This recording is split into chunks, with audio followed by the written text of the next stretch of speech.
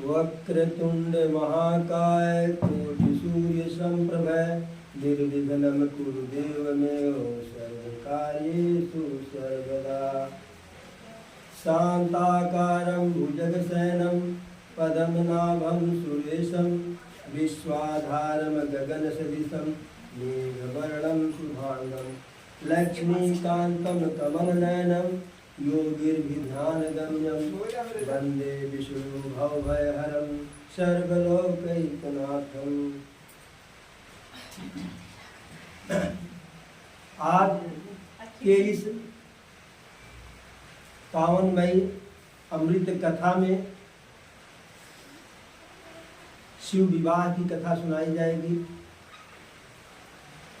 जैसा कि ऊपर लिखा हुआ है श्री राम कथा।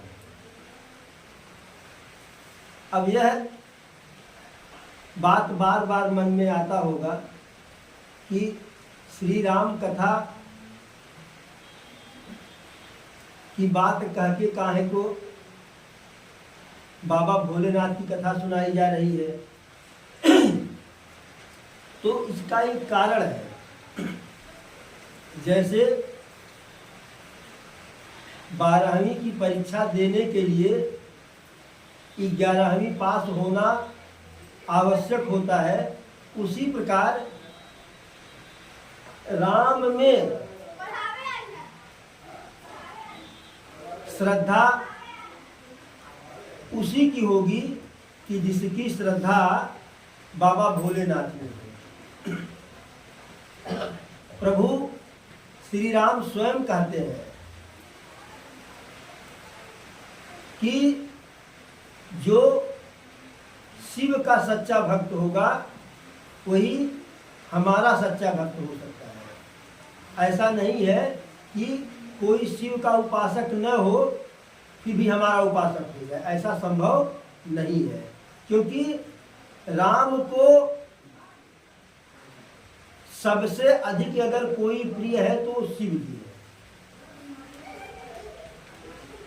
प्रभु श्री राम अपने पूरे लीला काल में किसी से कभी कोई भी बात या कोई भी चीज, कोई भी वरदान नहीं मांगे थे। सिर्फ मांगे हैं तो भगवान शिव से कि आप माता पार्वती से विवाह कर लीजिए, यह वरदान हमको आप दीजिए कि आप हमारे कहने से माता पार्वती से विवाह कर लीजिए। तो शंकर जी के विवाह की कथा को सुन करके जितना हमें आपको पुण्य की प्राप्ति होती है, उससे अधिक राघव सरकार प्रसन्न होते हैं बाबा के विवाह की कथा को सुन करके। और जब प्रभु प्रसन्न होते हैं तो प्रभु तो जो चाहे सो कर दे।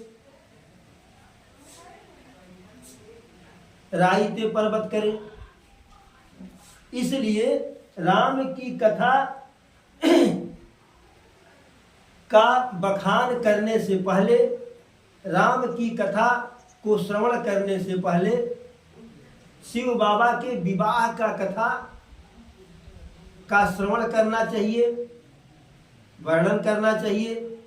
इसीलिए शिव के विवाह की कथा सुनाई जा रही है। अब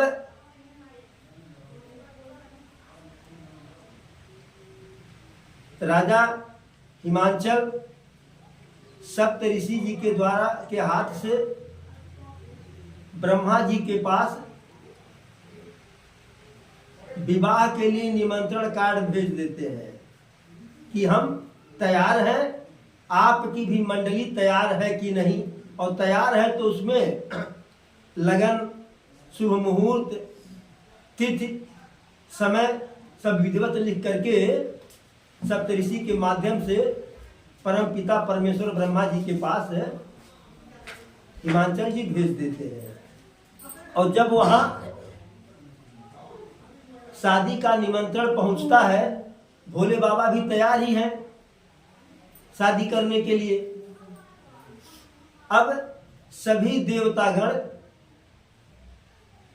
बारात चलने के लिए अपनी तैयारी करने लगे सवारन सकल सुर वाहन विविध विमान हो ही सगुन मंगल सुभद करहि अपछरागान।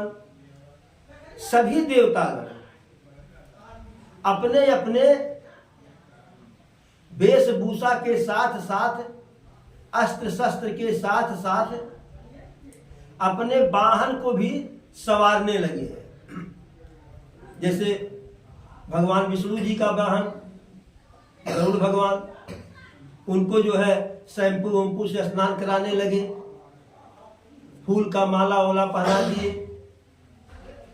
कुबेर जी का वाहन पुष्पक विमान को साफ सूफ करके नहला धुला करके चाइना वाली झालर उसमें लगा दी कि रास्ते में चले तो जगमग जगमग करता रहे। इंद्र भगवान अपनी ऐरावत हाथी को शैम्पू से साबुन से सरफ से धुल धुल करके चमका रहे हैं। यही इतना नहीं, यमराज अपने भैंसे को खूब कायदे से नहला रहे हैं। इतना शैम्पू लगा रहे हैं कि जैसे सोच लिए हो कि आज इस काले भैंसे को हम गोरा बना करके ही छोड़ेंगे। सब अपनी अपनी तैयारी कर रहे हैं और इधर बाबा भी मगन हैं कि आज तो ब्याह हो ही जाए। लेकिन बाबा के दो गण थोड़ा परेशान हैं। दो गण का मतलब उनके दो गण नंदी और भृंगी। तो बाबा जो थोड़ा परेशान है, मूल स्वभाव से हटके हैं, तो बाबा पूछते हैं कि बात क्या है। तो कह रहे हैं बाबा दूल्हा आप ही बनेंगे। सब अपनी अपनी तैयारी कर रहे हैं, आपको कोई सजाने नहीं आया। सभी लोग आपको अगुआ तो दिए कि विवाह है आपका होगा, विवाह है आपको करना है, लेकिन कोई देखने तक नहीं आया कि आप तैयार हुए कि नहीं। तो बाबा कहे अरे लोगों को अपने से फुर्सत मिले तब तो न। वो सब नंबर 1 के सौदा हम पहले अपने तैयार होंगे तब हमारे पास आएंगे। तो नंदी और भृंगी कहे कि तो हम ही आपको तैयार कर दें। बाबा कहेंगे थोड़ी और प्रतीक्षा कर लो, हो सकता है कोई आ जाए। थोड़ा और समय बीता, बारात निकलने का धीरे धीरे समय आ गया। कोई देवता नहीं आए, कोई देवांगना नहीं आई। अब नंदी भृंगी के प्रतीक्षा का अंत हो गया। वो कहे बाबा बस अब नहीं रहा जाएगा। तो बाबा कहे कि अगर अब मना करेंगे तो ये हमारे गण दुखी हो जाएंगे। कहे ठीक है, तुम ही लोग हमको तैयार करो। तो सबसे पहले देखिए, दूल्हा तभी मालूम होगा दूल्हा है कि जब उसके सिर पे मौर हो। भाई कपड़ा कोई नया पहन लेगा, जूता मोजा कोई नया पहन लेगा, काजल किसी की माँ जो है किसी की आंख में लगा देगी, लेकिन मौर तो सिर्फ दूल्हा के सिर पे रहेगा। चाहे मौर कहो, चाहे सेहरा कहो, चाहे जो कहो। तो नंदी और भृंगी कहे कि बाबा सेहरा नहीं है, मौर नहीं है। बाबा कहे मौर क्या होता है? कहे वही तो दूल्हा का पहला निशानी है, पहली पहचान है। बाबा कहे कैलाश पर्वत पर मौर कहाँ मिलेगा? मौर के लिए तो पहले से बनवाने के लिए आर्डर देना पड़ता है। तो कहे अच्छा बाबा हम कुछ करते हैं। तो जब बाबा क्रोध से में आकर के जब कामदेव को जलाने के लिए भस्म में अपनी तीसरी नेत्र खोले थे तो ऐसे किए थे तो उनका जटा उस समय खुल गया था। फिर बाबा जटा बांधे नहीं, तो नंदी और भृंगी मिल करके खूब पकड़ के जटा कायदे से ऊपर ऐसे लपेटे तो मौर बन गया बाबा का। फिर हुआ कि भाई सभी देवता जो पीछे पीछे चलेंगे सबके सिर पे मुकुट भी रहेगा। अब बाबा का मुकुट कहाँ से? बाबा कहे मुकुट का होगा तो नंदी भृंगी कहना बड़ी बेइज्जती होगी। अरे कैलाश में नहीं रहना है, हिमाचल के यहाँ जाना है। कहे तब कहाँ से मुकुट आएगा? तो भृंगी गया जो है पकड़ करके बासुकी नाग को लाया और ऐसे करके बैठा दिया, मुकुट हो गया। अब ये हुआ कि भाई जैसे देखिए भाई, अब आज के तो दूल्हा जाते हैं ब्यूटी पार्लर में फेशियल कराने के लिए, क्रीम पाउडर वहीं लगता है। तो नंदी भृंगी कहे कि भाई क्रीम पाउडर न सही जो है, क्रीम न सही पाउडर तो लगना ही चाहिए। तो भृंगी दौड़े दौड़े गया शमशान घाट पे, वहां से किसी चिता से जो है मारे कुल्ले भभूत उठा लाया और नीचे से ऊपर तक बाबा को पाउडर ही पाउडर लग गया। अब ये हुआ कि एक बढ़िया माला भी चाहिए। अरे भाई न मणि वाला हो, लेकिन चाहिए माला। अब माला कहाँ से मिले? कहे कि नंदी कहे माला हम ले आएंगे। गए शमशान घाट से 15-20 ठू जो है नरमुंड लेकर के चले आए और पतला सा सांप पकड़े और नरमुंड कैसे जो है गुथते हुए 15-20 नरमुंड का माला बन गया। फिर भुजदंड चाहिए इधर और उधर, तो बड़े मैंने एकदम मैचिंग वाला पतले पतले 2 सांप लेकर के काले काले आए, एक इसमें लगा दिए, इसमें लगा दिए। फिर 2 ठू आया कंगन के लिए, कंगन बन गया। अब मुकुट के नीचे से लरी झूलता है, अब उसकी समस्या आई। भृंगी कहे उसकी भी व्यवस्था हम किए दे रहे हैं। पतले पतले एक साइज के इनाय की, कोई मोटा कोई पतला, पतले पतले सांपों को ले आए और ऐसे लटका दिए, तो लरी भी हो गया। अच्छा, अब सब तो हो गया, लेकिन बाबा तो बिल्कुल लंग धिड़ंग थे। ये हुआ कि कुछ वस्त्र चाहिए। नंदी भृंगी कहे बाबा जोड़ा जामा कहाँ है? बाबा कहे वो का होता है? कहे दूल्हा पहनते हैं। कहे हमको तो कुछ पता ही नहीं है। तब भृंगी क्या किए, जिस बाघांबर पर बाबा जी बैठ करके ध्यान लगाते थे, उसी बाघांबर को ला करके बाबा जी के कमर में लपेट दिए, लेकिन डोरी नहीं था। और टिके कैसे? एक बढ़िया सांप जो है, न बहुत मोटा न पतला, खूब लंबा, पकड़े और खूब कायदे से जो है कमर में लपेट दिए और कहे बस खबरदार, हम लोग भले ऑर्केस्ट्रा पे नाचेंगे लेकिन तुमको नहीं नाचना है, तुम्हें हिलना नहीं इस पर से। अगर तुम हिलोगे तो बाबा का जो है इज्जत हिल जाएगा, हिलिए मत। वो कहे बिल्कुल नहीं हिलेंगे। इतने में और देवतागण जो है, जो बारात जाने के लिए तैयार हो रहे थे, सब देवता और उनकी देवांगनाएं यानी उनकी स्त्रियां सब आ गई बाबा जी के धाम पे बारात चलने के लिए। अरे आज की बात नहीं है कि महिलाएं बारात जाती हैं, बाबा भोलेनाथ के विवाह में भी महिलाएं गई थी बारात। और जैसे ही यहाँ दूल्हा को देखिए कि दूल्हा तैयार है जाने के लिए बारात में, देवांगनाएं कहीं अरे बाप रे बाप रे बाप, वह क्या हुआ? कह रही है कि ऐसन दूल्हा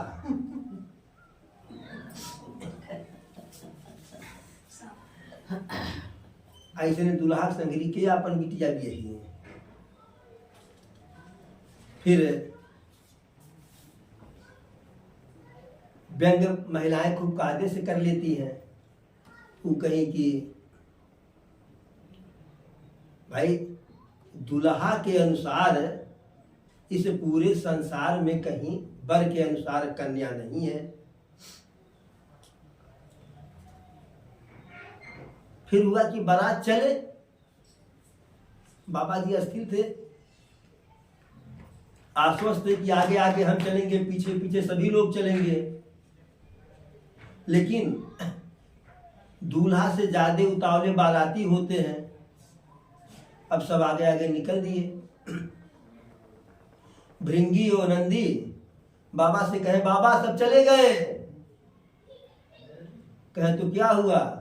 कहे मैंने जब बाराती नहीं साथ में रहेंगे तो अकेले आपके जाने का क्या मतलब है? भृंगी कहे कि हम रोके आगे बढ़ करके। बाबा कहे नहीं, वो लोग जा रहे हैं, जाने दीजिए, अपने लोगों को बुला लीजिए। तो भृंगी कहे, बाबा अपने लोगों को कार्ड नहीं दिया गया है। तो बाबा कहे, अपने बिना कार्ड के भी आएंगे, बुलाओ तो। जैसे ही आदेश हुआ तैसे नंदी और भृंगी हर हर महादेव, हर हर महादेव 3 बार किए। तब तक उधर से जो है हर हर महादेव, हर हर महादेव, माने हर हर महादेव के जवाब में हर हर महादेव करते हुए भूत पिचास, डाइन कंटाइन, चुड़ैल, पुड़ुआ बुड़ुआ सब आ गए। अब सब आकर के बोल बम, बोल बम, बोल बम, बम बम बम बम बम बम बम बम, डम डम डम डम करने लगे। अब बारात दूल्हे के साथ जाने लगी। वो सब आराम से जा रहे थे और देवता लोग, इन लोगों, बाबा जी को लगा, बाबा के बारातियों को लगा कि हम लोग पछड़ गए हैं, पीछे रह जाएंगे। थोड़ा सा जल्दी किए, उस बारात में जाकर के मिल गए। अब बम बम डम डम, बम बम डम डम, और विचित्र बाराती को देख करके, बाबा के बाराती कैसे थे? सिर्फ भारत भर के उसमें भूत पिचास नहीं थे, इंटरनेशनल भूत पिचास थे। अगर इंडोनेशिया के काले वाले थे तो अमेरिका के गोरे वाले भी थे। किसी के पास यक्को हाथ नहीं, किसी के पास 20-20 हाथ है, किसी के पास एक आंख नहीं, किसी के पास पूरे नीचे से ऊपर तक अखिए आंख है, किसी के पास यक्को मुंह नहीं, किसी के पास कई मुख है। तो और देवताओं का जो समाज था, उनके जो वाहन थे वो बगमेल हो गए, थोड़ा सा दाएं बाएं होने लगे। अच्छा, विष्णु भगवान थोड़ा अपने आप को सुपरस्टार बनते थे, और भाई ये है सुपरस्टार। तो वो कहे कि भाई ऐसे चलने पर इन्हीं के गणों के साथ हम लोग भी जाएंगे तो मान सम्मान में थोड़ी कटौती हो जाएगी। तो तुरंत विष्णु जी सारे दिक्पालों को बुलाए। विष्णु कहा यस भी हसी तब, बोली सकल दिस राज, बिलग बिलग होई चलहु सब, निज निज सहित समाज। कि सभी लोग अपनी अपनी टोली बना करके, सभी दिसराज से कहे अपनी अपनी टोली बना करके अलग अलग चलिए। क्यों? बर अनुहार बरात न भाई, हंसी करई हूँ परपुर जाए, विष्णु बचन सुने सुर मुस्काने, निज निज सेन सहित बिलगाने। विष्णु जी कहे भाई देखिए सब कुछ तो ठीक है, लेकिन हमारी जो बारात है यह दूल्हा के अनुरूप नहीं है, और अगर अलग अलग नहीं चलेंगे, दूल्हा के अनुरूप नहीं है, तो दूसरे राज्य में जाएंगे, दूसरे गांव में जहां जाएंगे, दूसरे पुरी में, वहां बदनामी हो जाएगी, हंसी होगी। ऐसा सुन करके उनका मधुर मजाक सारे देवता मुस्कुराए और भोले बाबा भी मुस्कुराए। मन ही मन महेश मुस्काही, हरि के बिंगे बचन नहीं जाई। बाबा जी मुस्कुरा दिए कि विष्णु जी के व्यंग करने का, मजाक करने का जो है तरीका बदलेगा नहीं। अति प्रिय बचन सुनत प्रिय केरे, भृंगी है पेरी सकल गण टेरे। विष्णु भगवान के मधुर मजाक वाली वाणी को सुन करके बाबा अपने गण भृंगी को भेज दिए, बोले कि जाकर के अपने गणों को थोड़ा सा बगल कर लो। अब जब भृंगी गए और गणों से कहे, बाबा के बाराती से कहे कि हम नहीं कह रहे हैं, बाबा जी का आदेश है, अलग अलग चलो, तो सब मान गए। अच्छा, किसी गांव से जब कोई अच्छी बारात निकलती है तो लोग दाएं बाएं देखते हैं। अच्छा, कोई कुछ भी पहने रहे लेकिन लोग दुल्हवे को देखते हैं। वो चाहे सस्ता कपड़ा पहने रहे, चाहे दुल्हा बहुत सुंदर हो, चाहे यक्के आंख वाला, लेकिन लोग दुल्हा को ही देखेंगे। विवाह के दिन किसी का कोई मतलब नहीं, सारा जो है फोकस दुल्हा के ऊपर रहेगा, हाईलाइट दुल्हा ही रहेगा। तो रास्ते से जब बाराती जा रहे हैं तो सबसे आगे इंद्र भगवान, लोगों ने देखा ये यह दुल्हा हो, ना दुल्हा पीछे, कुबेर मिले, यह दुल्हा पीछे, विष्णु भगवान मिले, अरे दुल्हा ही है ना, दुल्हा पीछे। अब लोग कह रहे हैं कि जब बाराती इतना जो सजे धजे हैं तो दूल्हा कितना सजा होगा। लेकिन जब उसी रास्ते पे बाद में बाबा जी की टोली जाती है दूल्हे के साथ, जो रास्ते में होते हैं भाग करके अपने घर में चले जाते हैं, अरे भागो भागो भागो भागो। लेकिन होते हवाते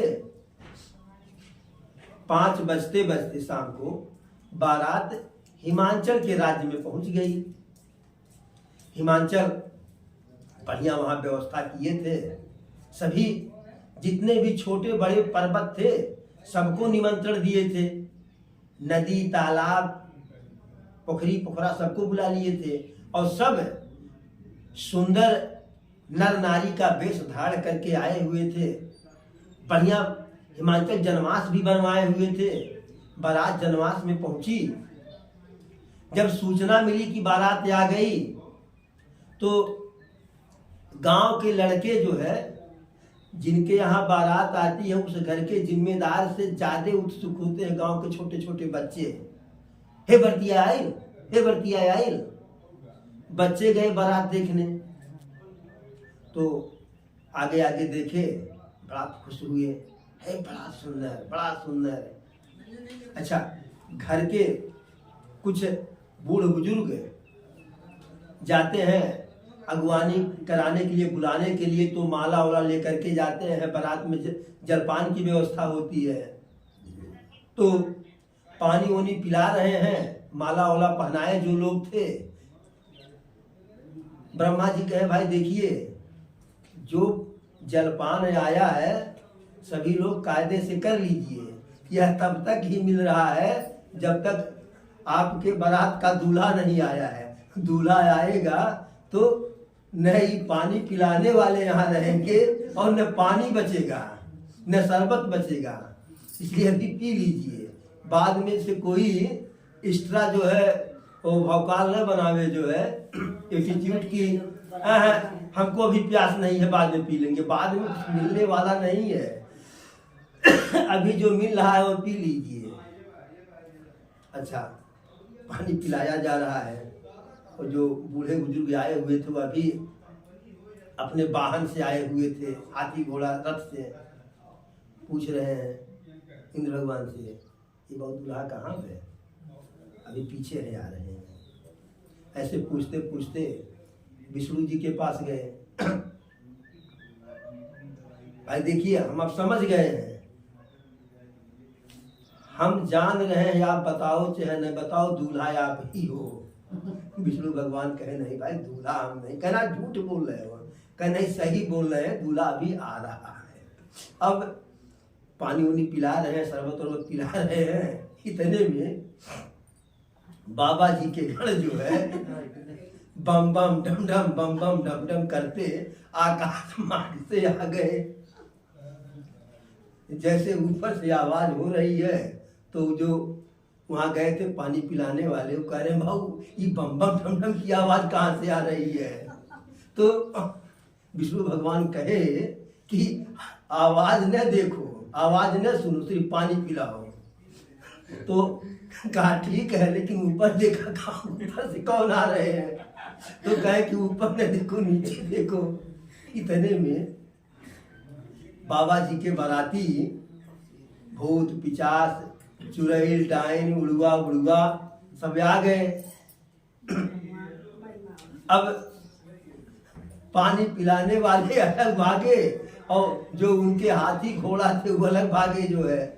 और छोटे छोटे बच्चे जो थे वो झुरिया झाड़ भगे जा करके अपने अपने घर। जैसे घर पहुंचे पहला काम किए, खट से अंदर से किवाड़ लगाए।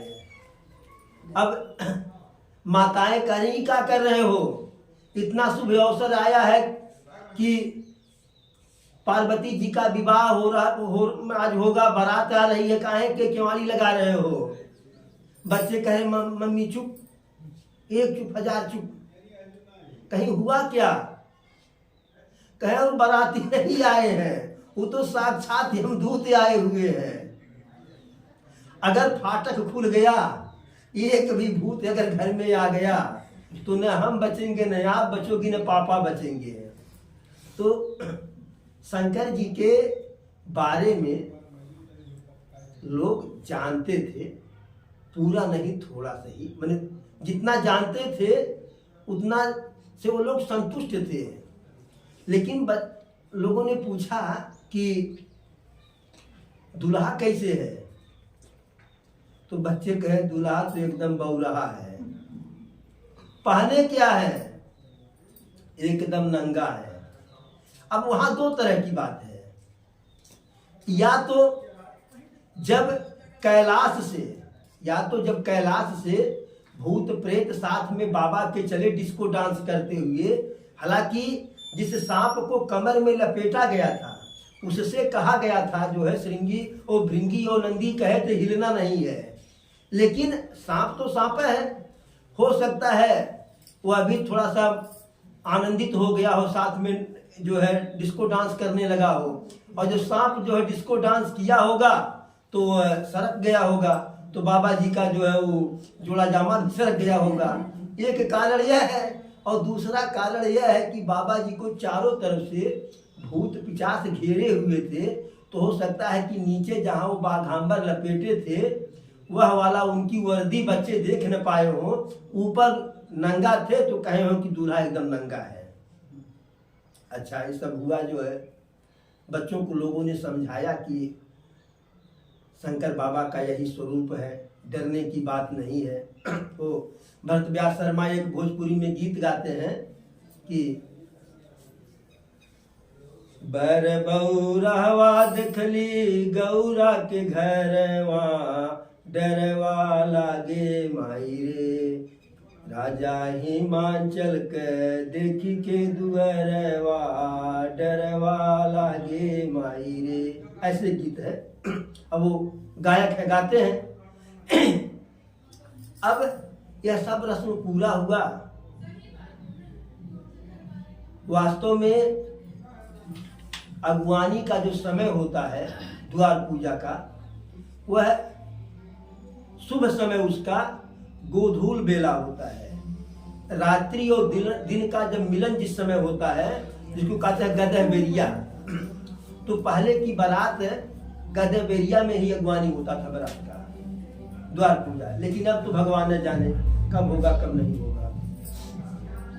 तो अब अगवानी के लिए बारात गई, वहां माँ पार्वती की माँ मैना जनवास में गई, सास या भौजाई जाती हैं आरती उतारने जनवास में। अब जनवास में जब आरती उतारने के लिए मैना गई सोने की थाल लेकर के, जैसे बाबा जी को देखी कांप गई, उनके हाथ से आरती की थाल गिर गई। फिर उसके बाद जो है वो अपने घर गई और बाबा जी फिर जनवास में वापस चले गए। एक देवता बाबा जी से कह रहे हैं कि प्रभु, जैसी बदनामी आपकी हुई ससुराल में, वैसी तो आज तक किसी की नहीं हुई। तो बाबा जी कहे बताओ, ससुराल हमारी है कि आपकी? कहे आपकी। तो कहे बदनामी हमारी कि आपकी? कहे आपकी। तो कहे आप परेशान हो, आपको नहीं पता है, हमारे ससुराल का यही रीत ही है कि सास आती हैं आरती करने के लिए और थाली गिरा देती हैं, फिर वापस जाती है, दूल्हा वापस जाता है। अब ये सब मैंने हुआ, विवाह का समय आया, बारात के लोग जो है बाराती भोजन करने की, क्योंकि राजा हिमांचल भोजन की दिव्य व्यवस्था बनाए हुए थे।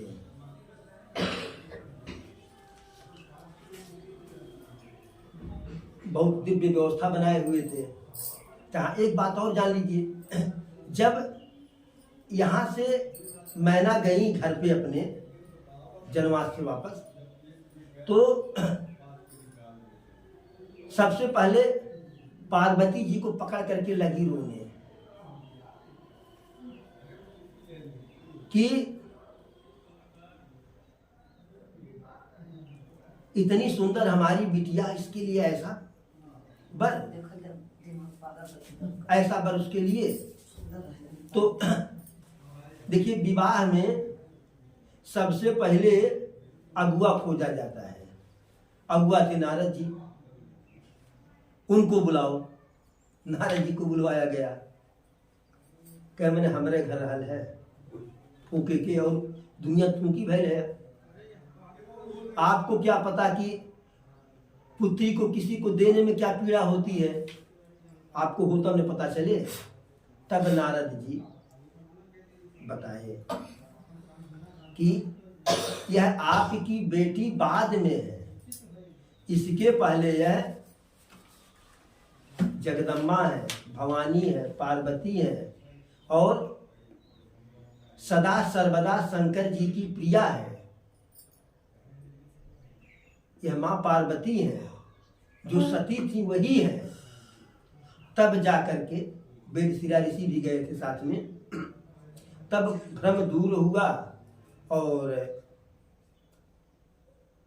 माँ पार्वती के चरणों में हिमांचल और मैना पढ़ते हैं कि आज तक बिटिया जान करके डांटे, बोले, समझाए, सिखाए, और आप तो हम आपकी माता, आप हमारी भी माता निकली, पूरे संसार की माता निकली, क्षमा कीजिए। पार्वती भी समझाने लगी कि हे माँ, इसमें भगवान नारद का कोई दोष नहीं है। शादी किसी के लगाने से या करने से नहीं होता है, यह तो जो लिखा होता है वही होता है। विधाता पहले से बना करके जोड़ा भेजते हैं, यहाँ कोई जोड़ा बनाता नहीं है। और आप व्यर्थ में सोचो मत, क्योंकि मैंने कही कि हम ऐसे दूल्हे के साथ विवाह नहीं करेंगे, इसी पर्वत से नीचे बेटी को लेकर के कूद जाएंगे, कुएं में गिर जाएंगे, समुद्र में डूब जाएंगे, आग में जल जाएंगे, लेकिन बौरहा दुल्हा के संग ब्याह नहीं कर। लेकिन बाद में सब लोग समझाए, बात बन गई।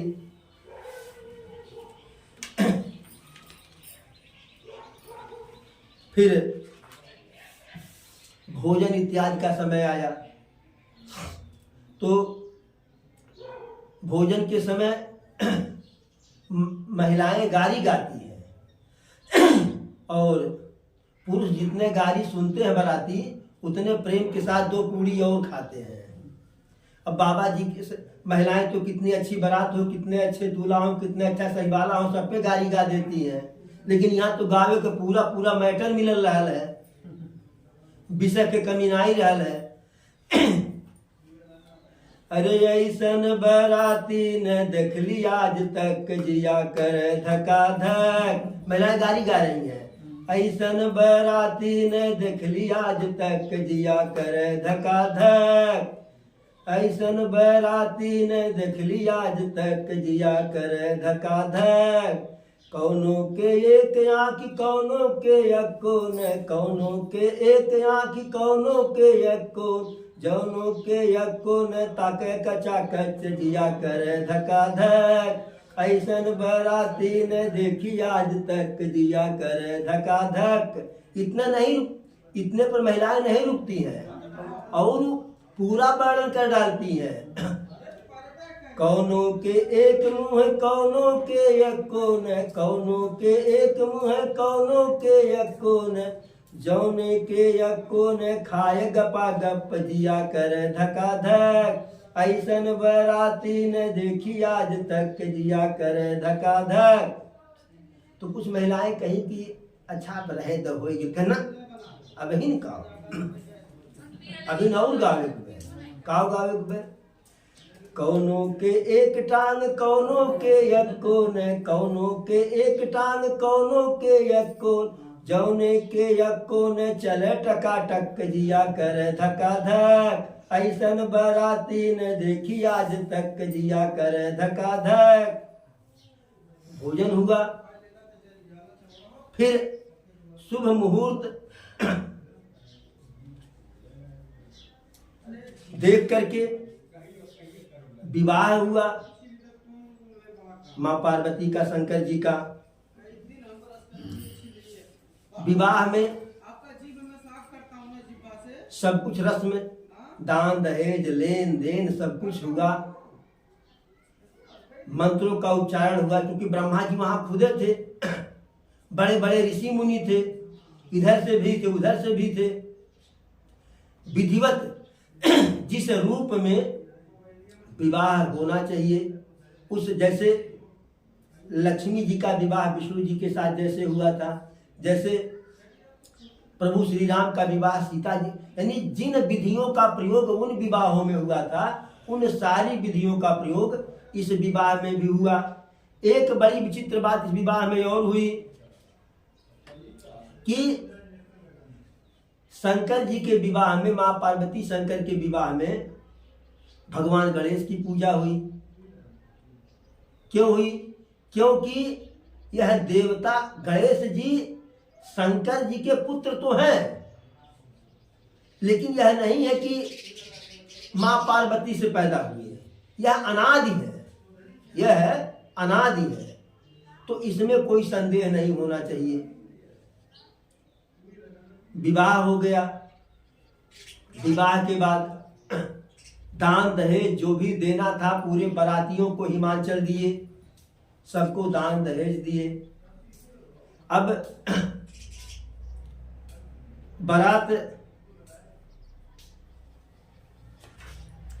विदा होने की बारी आई तो शंकर जी से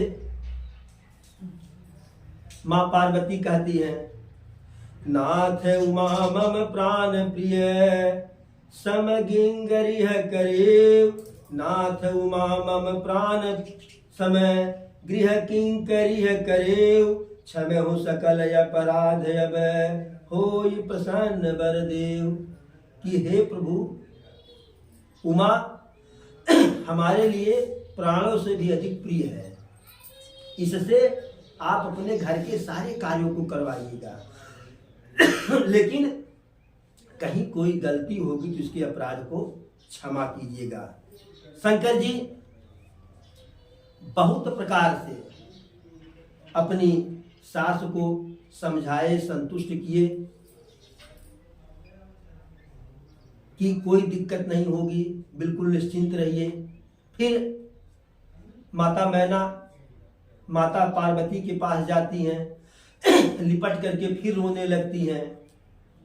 कहती हैं, यद्यपि आप जगत माता हैं, फिर भी हम आपको एक ही सुझाव दे रहे हैं कि पति के सेवा से बढ़ के पत्नी के लिए कोई दूसरा धर्म नहीं होता है। सबसे बड़ा देवी देवता पति ही है, उनका सेवा सत्कार करना। बार बार मिलती हैं, भेंटती हैं, रोती हैं, बिलखती हैं, अंततोगत्वा विदाई हो जाती है। बाबा भोलेनाथ अपने रुद्रगण को साथ लेकर के, माता पार्वती जी को साथ लेकर के कैलाश पर्वत पर आते हैं। सारे देवी देवता अपने अपने धाम को चले जाते हैं। यहाँ कैलाश पर्वत पर बाबा भोलेनाथ, माता पार्वती कई काल तक, कई युगों तक जो है, कई सौ वर्षों तक आमोद प्रमोद के साथ जीवन व्यतीत किए, गृहस्थ जीवन का पालन किए। और कई वर्ष बीतने के बाद 6 मुख वाले खटबदन अर्थात भगवान कार्तिकेय जी पैदा हुए, जिनके द्वारा तारक असुर का संहार किया गया। और इस प्रकार शंकर जी के विवाह की, शंकर जी माता पार्वती जी के विवाह की कथा आज पूरी हुई। आज की कथा को यहीं पे विराम दिया जाता है। हर हर महादेव।